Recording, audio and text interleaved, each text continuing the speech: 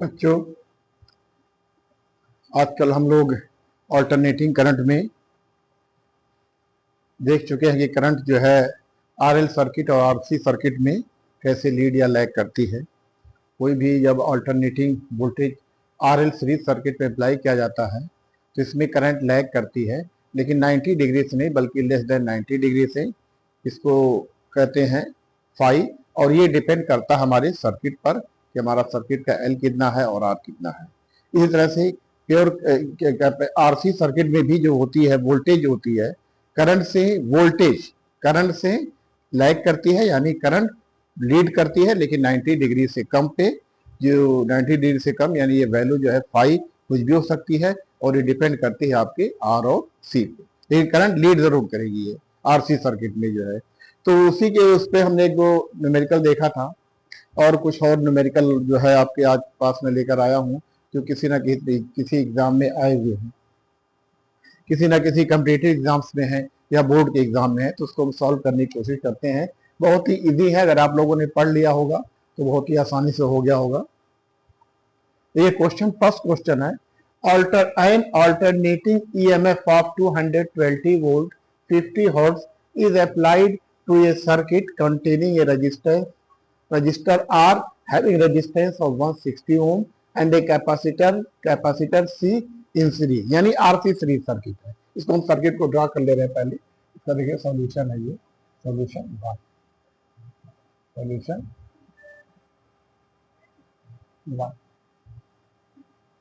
RC series circuit है। ये देखिए, ये है आर और ये हमारा है सीरीज, दोनों सीरीज में है। एक वोल्टेज ऑल्टरनेटिंग वोल्टेज अप्लाई किया गया है, ऑल्टरनेटिंग वोल्टेज अप्लाई किया गया है जिसकी वैल्यू दी हुई है 220 volt and frequency 50 hertz. R की जो वैल्यू है, R value of R is 160 ohm, और ये जो सी है, सी इज नॉट गिवन, इसी की वैल्यू हमें पता करनी है, सी की वैल्यू हमें पता करनी है। कुछ जैसे दिया R equal to 160 ohm and a capacitor C in series, the current is found to lead the supply voltage by an angle theta, यानी जो करंट है आई जो है leads the supply voltage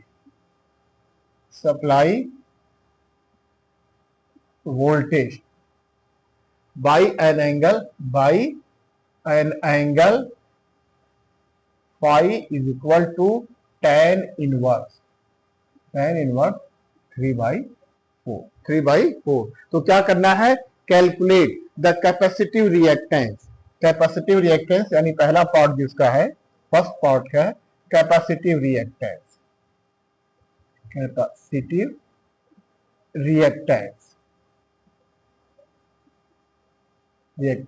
it means XC, ये हमें पता करना है।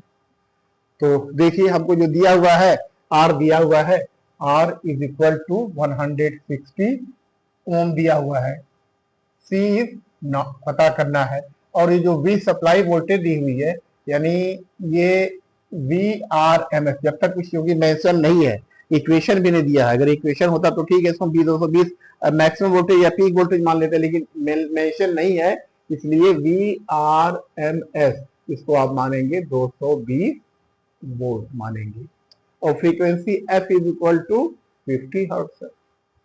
इसी के बेस पर हम इसको निकालेंगे XC। देखिए, XC निकालने का फार्मूला था 1/ओमेगा C। चलिए, ओमेगा तो फ्रीक्वेंसी दी हुई है, F से निकाल लेंगे, लेकिन C हमें नहीं दिया हुआ है। लेकिन इसमें एक हिंट हमको दिया हुआ है, क्योंकि आरसी सर्किट है इसलिए इसमें करंट क्या होगी, लीड करेगी, 90 डिग्री से नहीं बल्कि 90 डिग्री से कम पर 90 डिग्री से लेस एंगल पे वो लीड करेगी। और जो लीडिंग एंगल दिया हुआ है ये leading angle is equal to phi is equal to दिया हुआ है tan इनवर्स 3/4, ये दिया हुआ है। चलिए ठीक है, ये दिया हुआ है tan इनवर्स 3/4, या इसको आप सीधे लिख लीजिए क्या कि tan phi is equal to, या इसको लिख सकते हैं tan phi is equal to 3/4। ये तो लिख सकते हैं।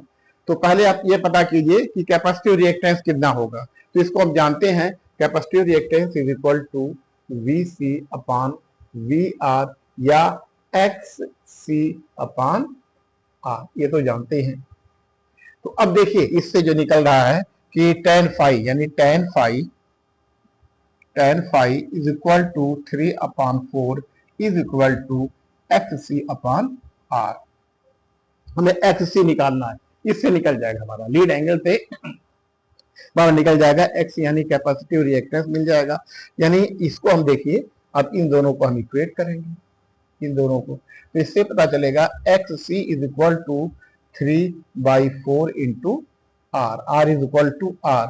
अब R is equal to how much, R is equal 160, तो 3/4 इंटू 160 बस। अब आपका XC निकल गया, 4 4 16 3, तो ये आएगा XC जो निकल करके आया है, ये आया है 120 ओम, क्योंकि 3 इंटू 40 बराबर 120 ओम आया है। तो पहला पार्ट तो निकल गया। कैपेसिटिव रिएक्टेंस, ये पहला पार्ट जो आया है, फर्स्ट पार्ट है, 120 ओम आया है। अब क्या पता करना है कि इंपीडेंस पता करना है। अब हमको R भी पता चल गया और कैपेसिटिव रिएक्टेंस भी पता चल गया। जो कैपेसिटिव रिएक्टेंस वो पता चल गया है, तो जो Z की जो वैल्यू होती है, Z is equal to under root R square plus XC square है। तो वैल्यू R हमें दिया हुआ R 160 है, XC अभी निकाला आपने 120 आया है। तो जब इसको निकालेंगे, ये जब निकालेंगे, ये R is equal to how much, R is equal to 160 का स्क्वायर प्लस 120 का स्क्वायर। इसको जब सॉल्व करेंगे तो इसकी वैल्यू देखिए, 160 का स्क्वायर कीजिए, 120 का स्क्वायर कीजिए, तो जब इसको स्क्वायर करेंगे तो इसकी वैल्यू अप्रोक्सीमेटली आएगी, अप्रोक्सीमेटली का एग्जैक्टली आएगी, क्योंकि 160 का स्क्वायर 256,000, इसका 144,000 होगा। तो इसको जब सॉल्व करेंगे तो इसकी जो वैल्यू आएगी अप्रोक्सीमेटली नॉट, ये इट विल बी 200 ओम। यानी Z जो आया है, Z इज इक्वल टू 200 ओम आया है, क्योंकि इसका स्क्वायर जब करेंगे, स्क्वायर करने देखिए 16 का स्क्वायर 256 होगा, 256,000 और ये 120 का होगा 1400। तो दोनों को सम करके जब इसका स्क्वायर रूट लेंगे तो आएगा कितना, 200। यानी इसका जो सेकेंड पार्ट था कि current flowing in the, sorry, ये कैपेसिटिव रिएक्टेंस एंड इंपीडेंस भी हो गया, सेकेंड पार्ट भी हो गया। यानी ये जो सेकेंड पार्ट था, सेकेंड पार्ट भी हो गया है। अब थर्ड पार्ट पता करना है, value of the, sorry, third part है current flowing in the circuit. Current flowing in the circuit, कितनी करंट फ्लो हो रही है। तो करंट फ्लोइंग जानते ही हैं, I इज इक्वल टू, ये हम इसको मिटा रहे हैं, इसको देखिए मैं मिटा रहा हूं इसको। करंट फ्लोइंग जो है,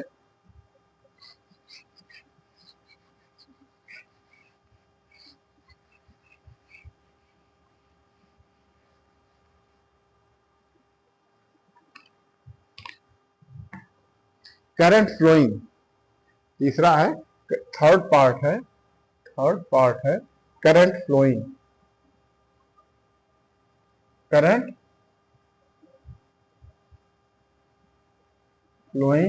I is equal to V upon Z। यहां पर V हमारा क्या है, RMS वैल्यू, क्योंकि देखिए RMS वैल्यू दी हुई है, ये है 220 और Z हमारा कितना आया है, 200 आया है। ये जो हमारी है RMS वैल्यू, ध्यान रहे ये RMS वैल्यू है। तो RMS करंट भी निकल करके, RMS करंट ही निकल करके आएगी। इसको जब सॉल्व करेंगे तो ये आ जाएगी करंट हमारी, 220 को 2 से डिवाइड करेंगे तो इसकी वैल्यू आएगी 1.1 एम्पियर। बस 1.1 ए लिखे, एम्पियर लिखने की जरूरत है, 1.1 एम्पियर लिखे। यानी करंट जो है, I जो है 1.11 एम्पियर, ये है RMS वैल्यू है, RMS वैल्यू है। अगर कहते पीक वैल्यू निकालने के लिए तो √1 √2 से मल्टीप्लाई कर देना पड़ेगा। क्योंकि I R M S is equal to I not upon under root 2।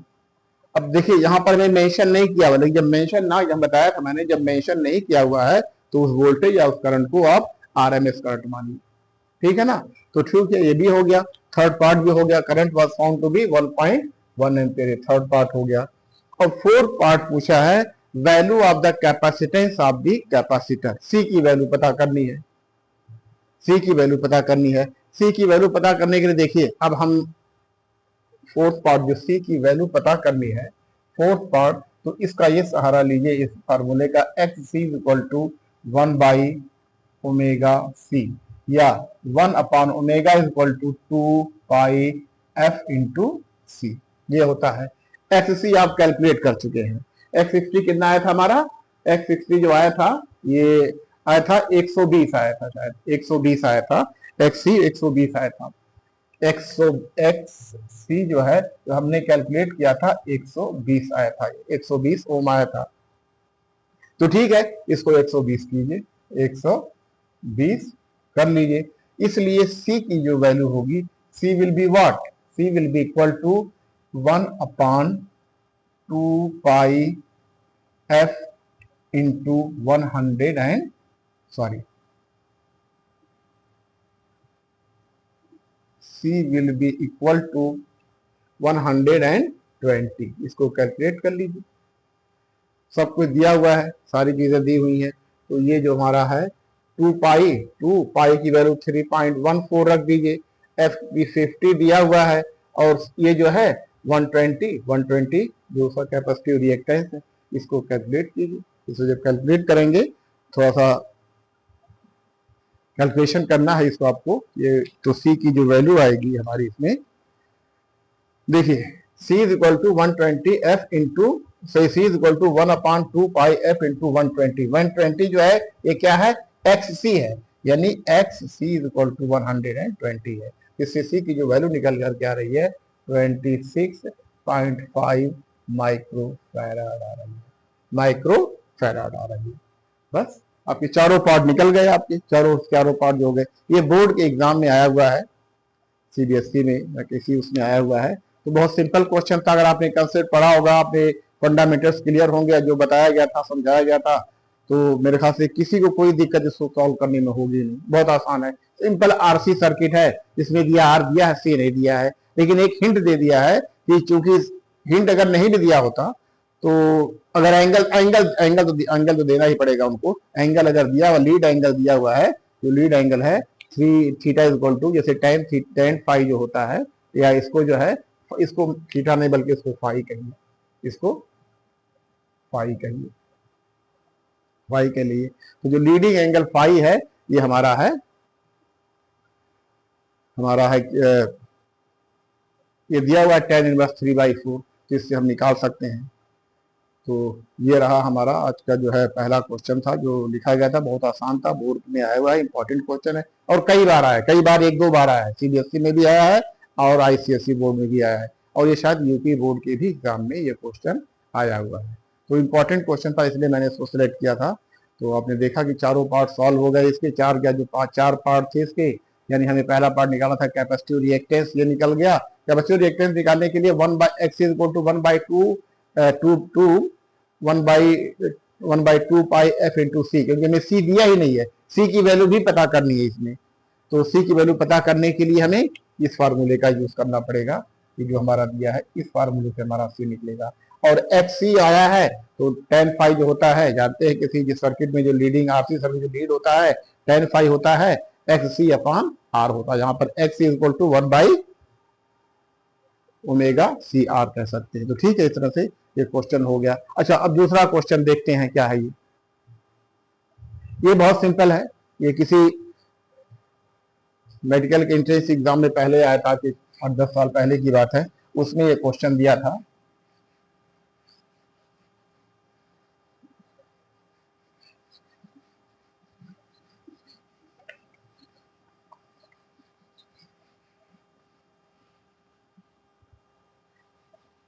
ये क्वेश्चन ये कह रहा है कि find the inductive reactance and impedance of a circuit containing inductance of 1/4 Henry and a resistance of 50 ohm in series when an alternating EMF of 60 Hz is applied। ये RL circuit, RL circuit आपने पढ़ा है।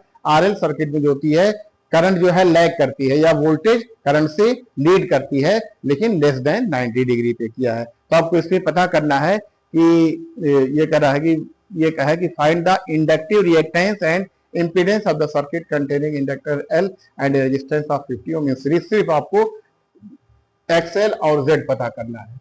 देखिए ये हमारा है find the RL circuit है, RL circuit है, RL R है, ये कितना दिया हुआ है, ये 50 ओम है, 50 ओम है।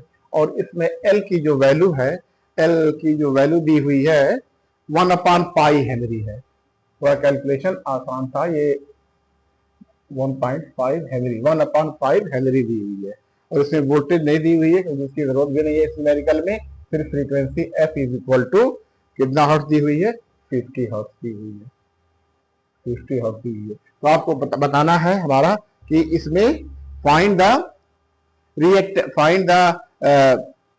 द इंडक्टिव रिएक्टेंस, यानी इंडक्टिव रिएक्टेंस XL बताना है, ये क्या होगा और Z क्या होगा, ये दोनों चीजें बतानी है आपको।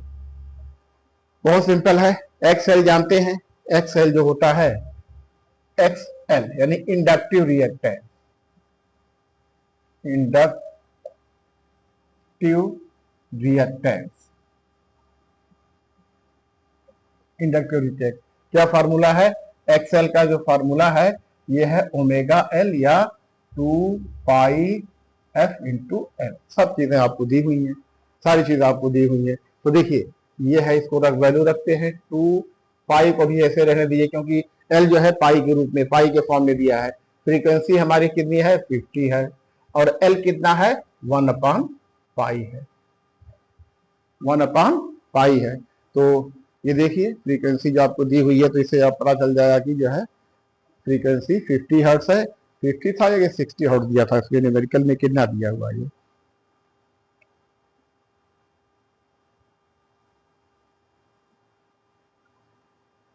ये सॉरी ये फ्रीक्वेंसी दी हुई है 60 हर्ट्ज नॉट 50 हर्ट्ज, थोड़ा और आसान कर दिया है।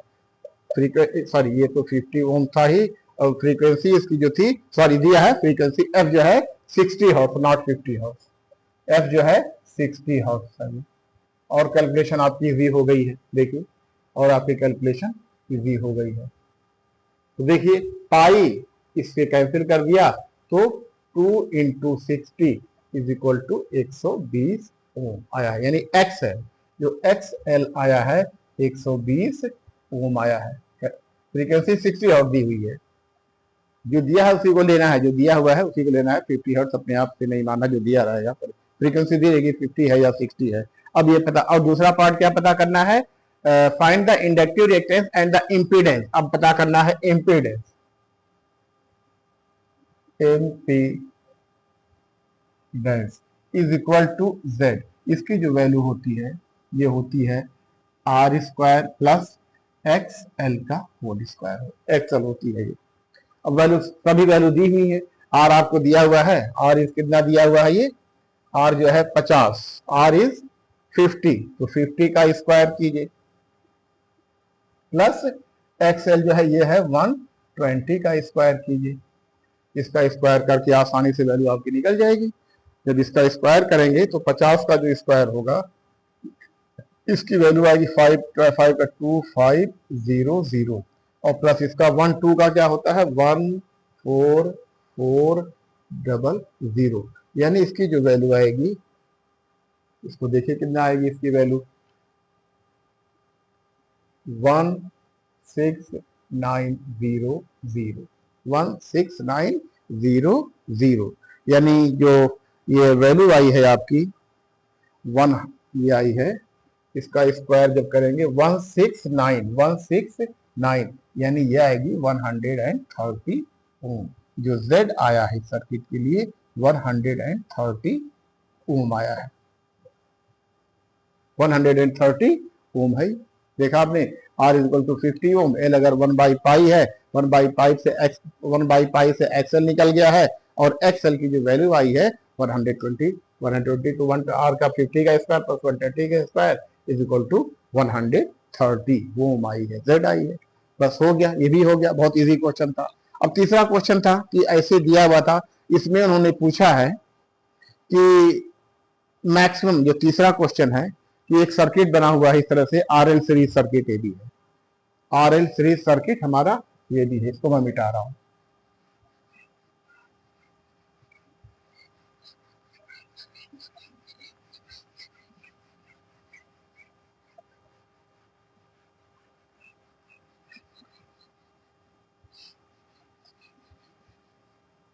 ये सर्किट बना हुआ है, ये हमारा जो सर्किट है, यानी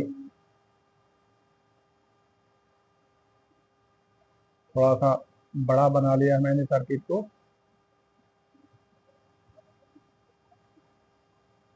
ये जो है 4 sin 1000t and R is equal to 4 ohm and L is equal to 20 milli henry, 20 milli henry.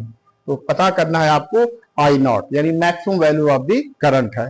तो देखिए हमें जो वोल्टेज का इक्वेशन दिया हुआ है, इसको मान लेते हैं V equal to V not sine omega T. तो V जो दिया हुआ है, V जो दिया हुआ है, ये V नॉट हमारा है 4 साइन 1000t, ये हमें दिया हुआ है। इससे पता चलता है V नॉट हमारा है 4, V नॉट हमारा है 4 वोल्ट, वोल्ट में ही है तो वोल्ट में लिख ली इसको, 4 वोल्ट है। अब आपको पता क्या करना है, आई नॉट पता करना है, आई नॉट पता करना है। तो आई नॉट पता करने के लिए हमें क्या होना चाहिए, V नॉट यानी maximum peak value of the voltage divided by the impedance. Impedance है R दिया हुआ है, L दिया हुआ है। तो देखिए L हमारा दिया हुआ है 20 मिली हेनरी, तो जो XL होगा ये होगा 1 अपान, सॉरी नॉट 1 अपान, ये होगा omega into L, omega into L है। तो देखिए ओमेगा, देखिए इस सर्किट से अगर कंपेयर कीजिए, ये जो सर्किट को देखिए, ये इससे पता चलता हमारा ओमेगा जो है 1000 रेडियन पर सेकेंड है। तो ये जो हो जाएगा एक्स एल, ये हो जाएगा 1000 into 20 milli henry into 20 milli henry है, तो हेनरी में हो जाएगा 10 टू द पावर -3, क्योंकि मिली हेनरी है, यानी इसको लिख सकते हैं 20 into 10 to the power -3 henry है। बस ये हो गया। देखिए ये भी है, ये और ये कट जाएगा, सिर्फ आपका जो एक्सएल बचेगा, ये बचेगा 20 ओम बचेगा। बस आपका जो है अब ये क्वेश्चन जो है हो गया है, एक्सएल इज इक्वल टू 20। अच्छा ये जो है, शायद ये जो आर दिया हुआ है, आर इज गिवन एज 40, ये दिया हुआ है, ये दिया हुआ है 40 ओम दिया हुआ है।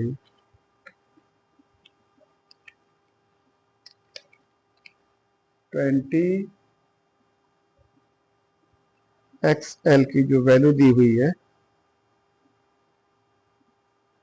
3 मिली हेनरी है, सॉरी ये 3 नॉट, ये देखे गलत हो रहा था, मैंने उसका न्यूमेरिकल ले लिया था, उस वाले प्रीवियस न्यूमेरिकल वैल्यू, इसलिए गड़बड़ हो गया। यानी जो दो भी एग्जाम में देगा वो कैलकुलेशन को इजी करने के लिए ही देगा।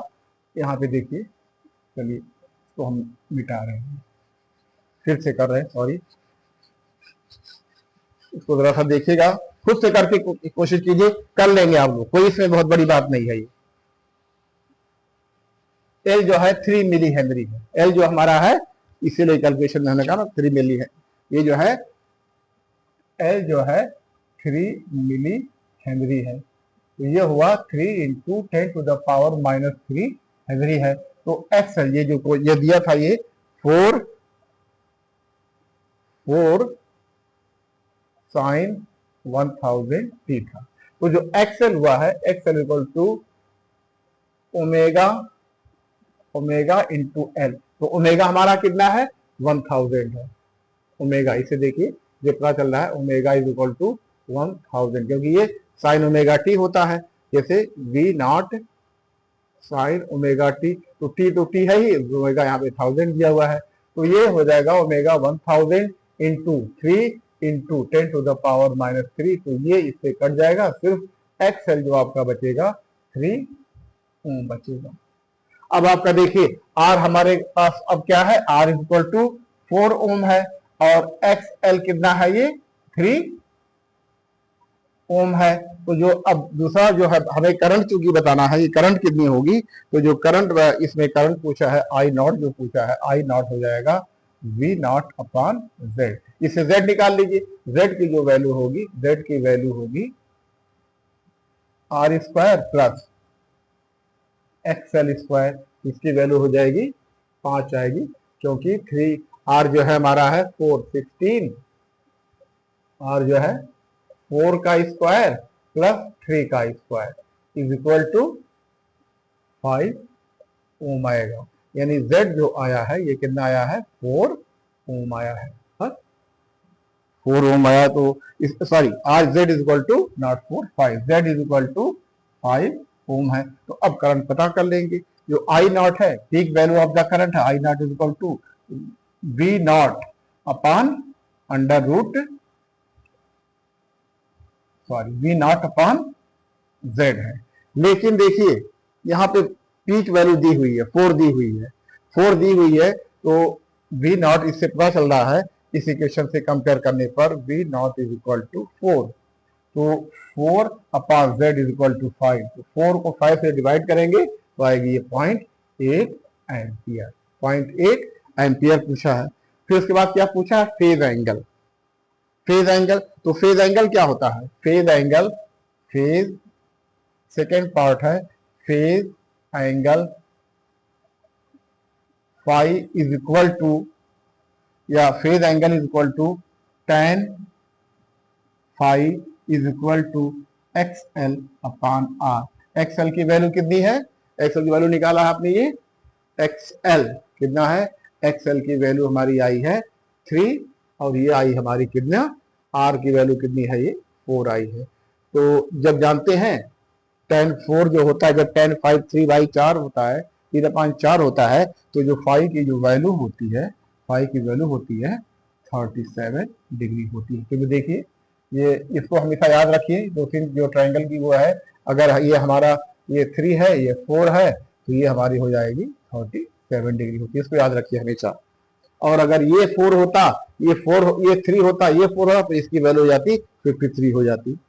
तो इस तरह से देखा आपने कि जो हमारा फाई है, फेज एंगल जो है, इससे चूंकि कैसा आएगा, लैगिंग का आएगा। तो अगर इसी में कहते हैं कि हमें करंट का, इंस्टेंटेनियस करंट का इक्वेशन लिखिए, तो इंस्टेंटेनियस करंट का इक्वेशन लिखने के लिए क्या होगा, I is equal to I not sine omega T. तो आई नॉट की वैल्यू कितनी है, आई नॉट जो वैल्यू दी हुई है आपने निकाला है, कितना आई है 0.8 into sine omega T, omega T कितना है 1000 टी है। और करंट चूंकि क्या करती है, लैग करती है वोल्टेज से, करंट आरएल सर्किट में करंट लैग करती है, तो ये हो जाएगा -37 डिग्री, यानी ये करंट का इक्वेशन है, ये हमारा करंट का इक्वेशन। अगर यहीं पे दे दें कि वोल्टेज हमारी, अगर apply voltage, supply voltage 4 sine 1000 T है, तो रिजल्टिंग करंट होगी I equal to I not sine omega T. I not हमारी 0.8 है, पहले कैलकुलेट कर चुके हैं, साइन 1000 टी है, लेकिन जो फाई की जो वैल्यू आ रही है 37 एंगल से वो करंट लैग कर रही है, यानी करंट जो है वोल्टेज से 37 डिग्री पीछे है। तो ठीक है, इसको पढ़िएगा, बहुत ही आसान न्यूमेरिकल थे। और मैं कुछ और आने अब मैं कुछ आप लोगों के लिए कुछ आऊंगा जो कि नीट में और आपकी जेई में आएगी, उस तरह का न्यूमेरिकल लेते हैं। लेकिन अभी बहुत कुछ बाकी है, क्योंकि अभी बाकी है एलआर हो गया और हमारे पास सीआर हो गया है, अब एलसीआर सर्किट आएगा, फिर एलसी सर्किट आएगा। सीरीज पढ़ना है, पैरेलल कॉम्बिनेशन आपके कोर्स में नहीं पढ़ना है।